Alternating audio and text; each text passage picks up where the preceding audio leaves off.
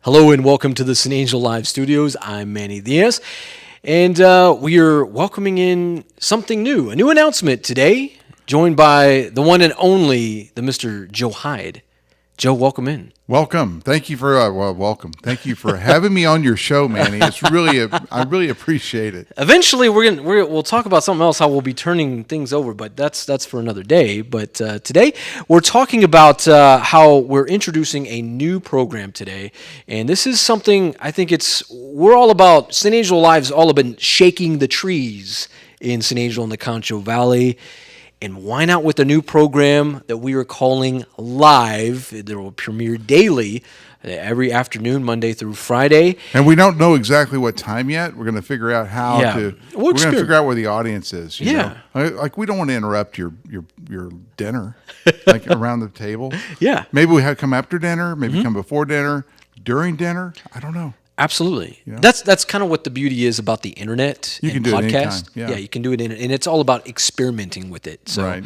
But I think this is something new. It's interactive, first and foremost, and it's something that's I think we're going to be competing with other folks here throughout San Angelo. Yeah, other folks. Well, since we have no more newspaper to compete against. True. Might as well stir up a little war with the TV stations, right? Yeah. Because there's nothing better than a media war in San Angelo. Mm-hmm. But really, what happened when I started thinking about this, and we were collaborating. Mm-hmm. My biggest thought was when I was running my little campaign I did, and I had to buy advertising on some other channels. The cost to place an ad in the middle of a newscast was astronomical, considering how many people you reach. Right. And I'm thinking, well, if the people just really want to have, I think, a video display of what happened today, then we could probably capture some of those ad dollars. Right. And so what we're going to do is we're going to have a newscast, but it's going to be a little less formal, like you were talking about. Let's not wear the suit and ties, and let's just make it kind of more real, a little raw. In essence, make it affordable for us to produce, make it affordable for it to produce, but also making it affordable for the mom and pop shop, who wants to score some advertising, and not to mention score some advertising on the biggest platform in San Angelo. Yeah. Because by the way, I don't know if you guys know this, but on a given month, San Angelo Live, we reach over 1 million people a month. And that's across the globe. That's right? Yes, but mostly in here. I mean, here in San Angelo, there's only 125. There's 120,005 people in the county, and we reach many months. We reach 80,000 people. So 80,000 people out of 120. That's pretty much mass appeal. Yep. Yeah. So This is. I guess this is a challenge to the other media outlets because we're coming for you. We're coming for you on a daily news. I wouldn't even call it a newscast. It's going to be something, like you said, it's very informal. It's an opportunity to kind of introduce news as we do on our website, sanangelolive.com. And then also have an opportunity to kind of chat with meaningful guests about things that impact our local community. Right. And so we'll have three, what we're looking at, we'll have like 3 segments. We'll have the headline news. And then we might have a creative package, package news. And then we'll have an interview segment. An interview segment can be 10 minutes, it can be 20 minutes, it can be 5 minutes. And then we'll wrap it up with the national news and the lesser news of the day, and maybe even engage in some comments and stuff off social media. So that's what it's going to be called. It's going to be called Live. That's it, Live. That's it, yeah. Just one word, baby. So, and transparency is, there's not a whole lot of transparency in news right now. So for the fact to entertain comments or to have a live conversation with, people who are seeking news, that's unheard of right now. And I think we need more of that. And I think probably maybe folks from the CNN spectrum of the MSNBCs, even our friends over at Fox News probably could use a little bit of that. So. Right, I agree. And certainly in local news. Local news is probably the most grassroots news that you can produce. Yes. And so building that credibility, having that that dialogue with our audience is important to us. Definitely. So this is a new program. It's called Live. It will premiere daily. We will have the first version of this coming up tomorrow. In the meantime, we have an amazing interview. She's always so knowledgeable. Yanis Green, our very own Yanis Green, editor-in-chief, SanAngeloLive.com, will be joined by Miss Vona Hudson, the elections coordinator of the Tom Green County Elections Are they going to Office. talk about 2,000 mules? Man, I don't know if they're going to talk about that. We need to talk That'd about be 2,000 interesting. mules. That's the kind of stuff that Yeah. we will put on our newscast. Yes, and you're not going to see that anywhere else, that type of content. And So, if you don't know what 2,000 mules is, maybe you need to start watching this more. Tell you what, Google 2,000 Mules /San Angelo Live. You'll figure it out after that. But yes, this interview, because we do have an upcoming election, Vona Hudson has done an amazing job over the last few years of getting these elections just going and finishing them out. And you know, there's always talk about election integrity and things like that of that nature. So she's kind of just holding it down here in Tom Green County. Our very own Yanis Green will be talking to her here in just a few moments. Joe, anything else to add? I have nothing else other than this commercial coming up. It's all about elections. That indeed. Yanis Green, Vona Hudson coming up after the break. For the last 27 years as a member of the Tom Green County Sheriff's Office, I've seen my share of serious crimes and bad characters. As your next Justice of the Peace of Precinct 3, I want to use my knowledge of the law to keep our community safe. That means ensuring that proper bond amounts are being placed on repeat offenders. You deserve a JP who understands mental health issues, has experience in records, warrants, and affidavits, along with a proven law enforcement career. Fair justice you can count on. Stacy Speck for Tom Green County Justice of the Peace Precinct 3. For 6 years as an ER and OR nurse right here in San Angelo, I experienced firsthand the effects of mental illness. According to studies, 3.3 million Texans are living with mental illness. In Tom Green County, 25% of our jail population suffers from some level of mental illness that costs us tax dollars. Using my experience and training as a healthcare professional, I have a plan to help families, which means reducing pressure on law enforcement. I'm Lane Carter, and I'm ready to serve you as your next Tom Green County judge. Well, good afternoon, and we are back on San Angelo Live. I'm Yanis Green, and Elections Administrator for Tom Green County. Our good friend Vona Hudson is here. Vona, thanks you for coming by. You're welcome. Thank you for inviting me. You're not busy or anything this week, are you? No, we're playing cards, taking it easy. We're right in the middle of early voting for a primary runoff election. Explain how we got here. Well, you know, we did the primary in March, and there were obviously some races that we didn't have a clear winner. And so to determine who's going to go to the November ballot, we have to have this primary runoff, and there's some statewide on both parties. And then, of course, there's local ones on the Republican ballot. Okay, and that's what folks have seen the most of right now are the three local runoff races, and there are the statewide races. There's 3 on the Republican side, and I think there's 4 on the Democrat ballot. Early voting runs through Friday, 7 a.m. to 7 p.m. at your office in the Keys building. Right. How's that going right now? You know, we're seeing a good, steady turnout. And I want to mention, too, we also have a precinct chair race in the Republican Party for Precinct 215. So I don't want to forget those folks either. But, yeah, it's been steady since we started, even early in the morning all the way to the end of the day. So we're glad to have everybody coming out. I think a lot came out for the constitutional amendment election thinking it was the primary runoff, and then got surprised and had to come back. But here we are. That was another thing. We had just had an election for what the boys at the legislature in Austin did, which was the 2 constitutional amendment elections. They passed statewide, so the voters got to go vote in that. And now we've got this is the last one until November. I hope you're we right. hope. Yes, I hope you're right. And you and I both know that traditionally there's been a bit of a low turnout in races like this, in elections like this. Around 70,000 voters in Tom Green County. Where do you stand now? Do you think it's going to be kind of low? You know, it's. I think there's a lot of certain local interest, so that'll probably draw out more than we would normally see in a primary runoff, because usually it's just statewide races. Yeah. And so the fact that we have the local races on there, I think we're going to see a little bit higher. I don't think it's going to be a record setting of any kind, but I think people are very much interested in trying to choose who's going to go to that November ballot. Now, we've got 12 hours a day up through Friday for early voting, and then Election Day is Tuesday, and that's also, we're going to have, 20 polling? 18, I believe. 18. 18 this time. Because, we've lost a few locations and so forth. So voters want to check our website, votetomgreencounty.gov, and make sure that they know where they can go. We try to keep as consistently, the polling places as consistent as we can, but we are losing a few, so they want to make sure where they can go.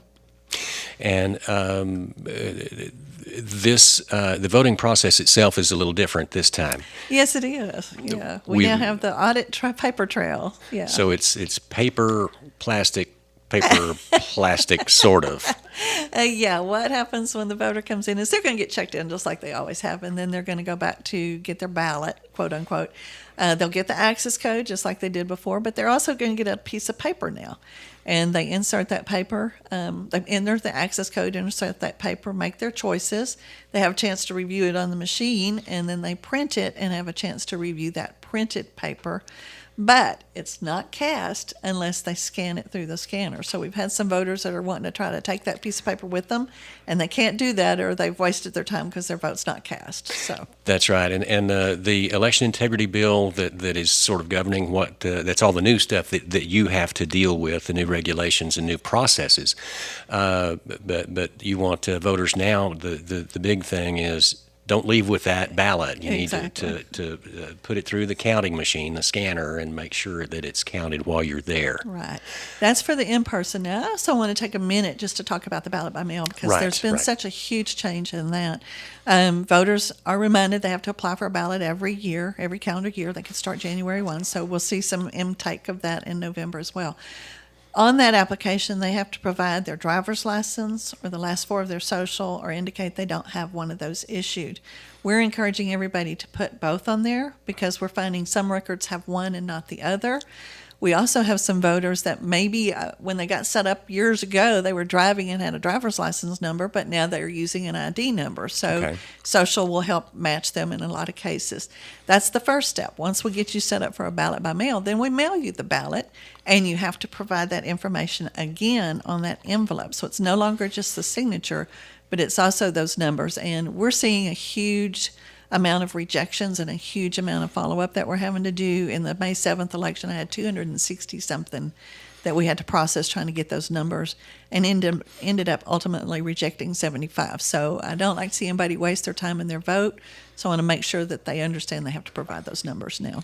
And it is a new process, but it's critical on those mail-in ballots, especially to make sure that the signatures are all there and the numbers are all there, all of the identifying things. But your office is still reaching out to those that you have questions on and trying to get those ballots counted. Yes, we are. There's a window, a very small window, where we can actually mail it back to them with the corrective form, and then they can return those to us.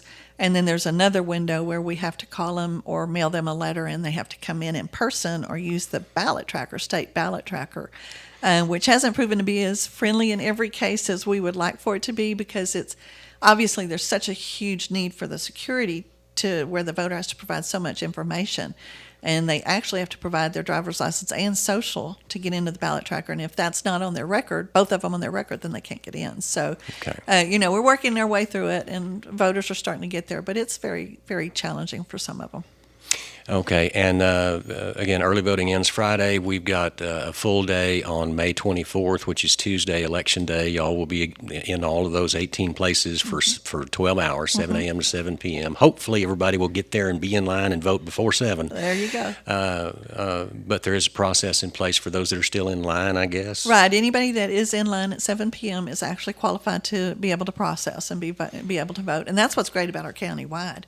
You're no longer in the wrong precinct and have to try to make it anywhere. So anywhere that you're in line at 7 p.m., you get to vote. You can still vote. Okay.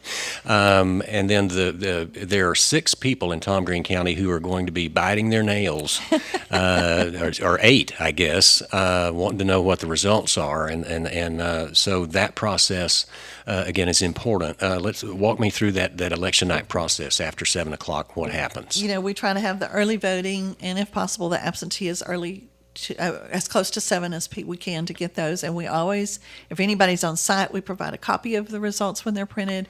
And for everybody else that's trying to watch, we post them on our webpage.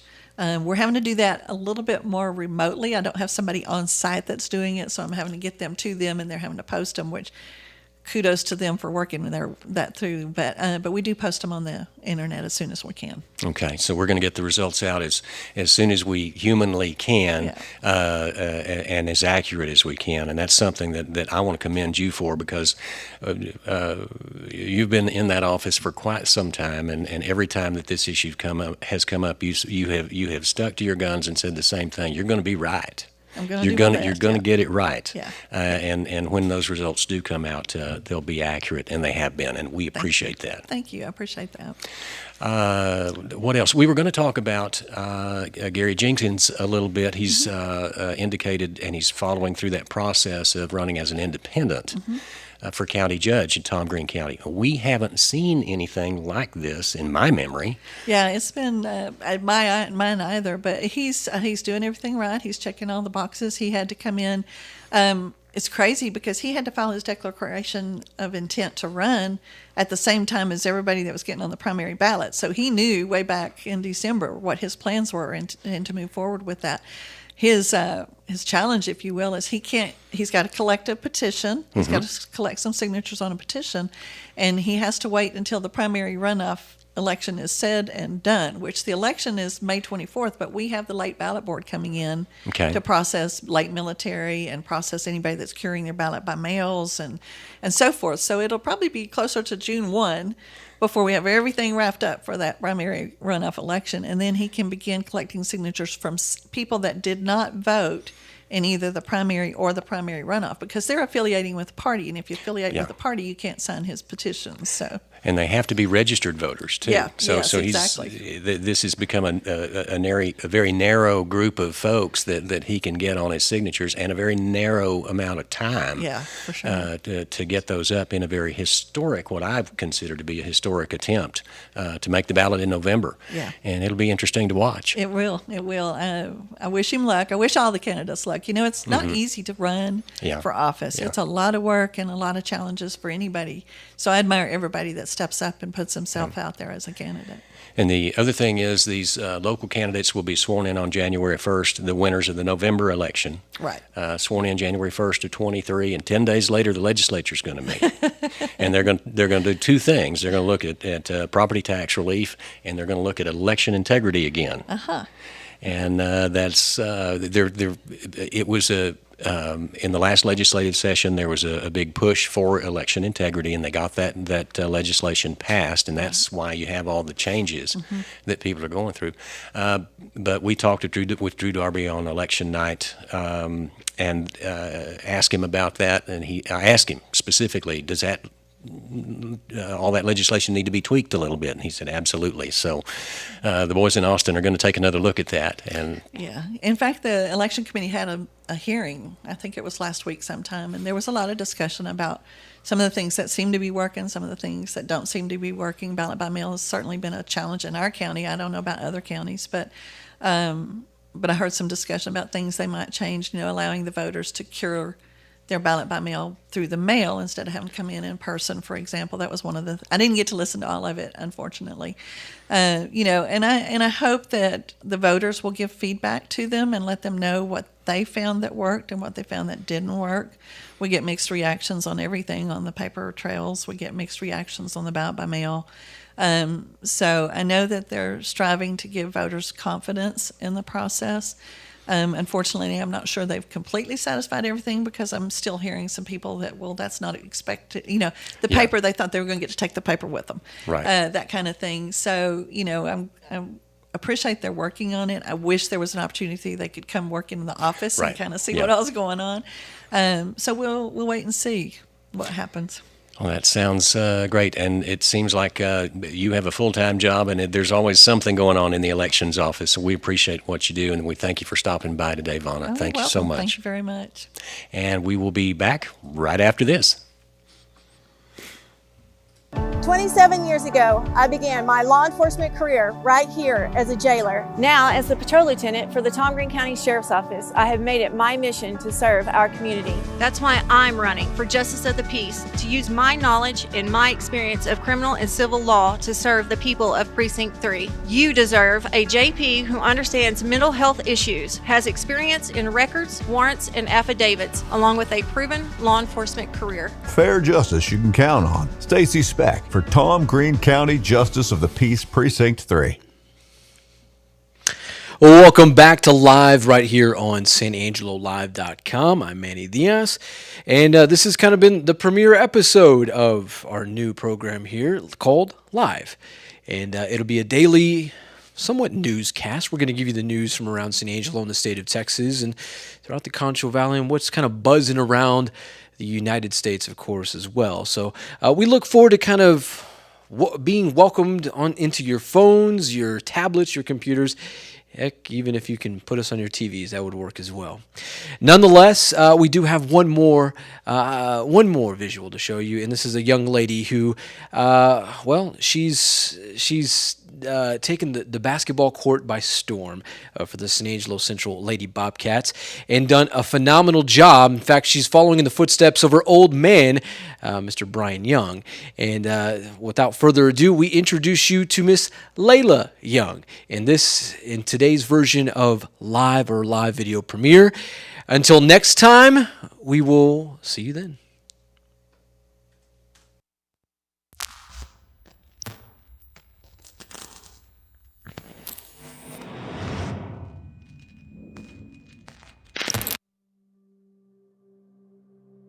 I'm very proud of her. She's worked hard. She's inspired my little girl, Jayla, to get a scholarship. And hopefully it'll be Division II after this, and maybe even Division I. But for right now, let's celebrate her. Let's give her congratulations. I never really imagined graduating already. Like, it just came so fast, and then like to being able to play at the next level is like a dream come true and like kind of scary at the same time.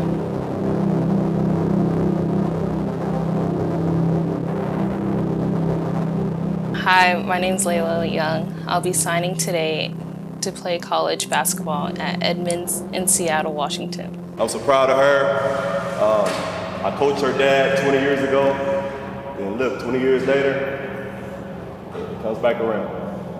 You know, that's crazy. I'm getting old. Seeing how great and hearing from everyone of how great of a player my dad was, it was kind of intimidating. Like, all his friends and would joke around like, oh, have you seen your dad's tapes? Oh, have you seen this? Have you seen him dunk?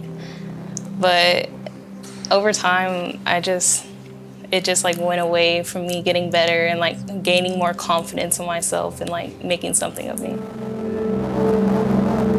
Seattle is very beautiful. I fell in love with it, like the mountains, the weather. Oh, I love the weather. And then the school was gorgeous, like everything I wanted, and like it was nice. The coaching, the staff and everything was great. They really connected with me and like are wanting to help me, and that vibe was there. And the scenery was just beautiful. I'm gonna miss it a lot. Like, there's some of the girls I've played with played on my team. I've been playing with them at least since 4th grade, if not younger. And like we've grown up with each other. We've like spent the night, that connection, the bond, and like it's kind of sad. But like, I know we'll still be friends and like still be able to connect. It's same with family. I'm not gonna see them every day like I usually do. But like, I know they have my back and I can come to them and call them whenever.